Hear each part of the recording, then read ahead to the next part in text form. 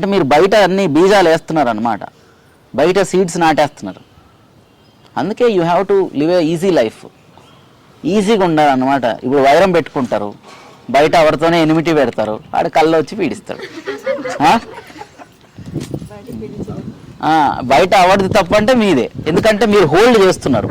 ఇట్లా హోల్డ్ చేసి నిద్ర రావట్లేదు అంటున్నారు. ఈ చెయ్యి ఇట్లా వదిలేస్తే నిద్ర వచ్చేస్తుంది.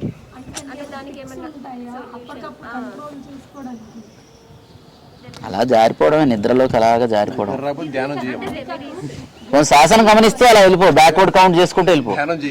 100 నుంచి తీసుకో పైకి, మళ్ళీ వదులు 99, 98, అలా 100 చేసి చూద్దాం నువ్వు. టెక్నిక్ అది చెయ్యమని అంటున్నాను నేను. చేసి నాకు చెప్పు, నేను 100 చేశానని. అది అలా కాదు, నువ్వు 100 చేసి నాకు చెప్పు.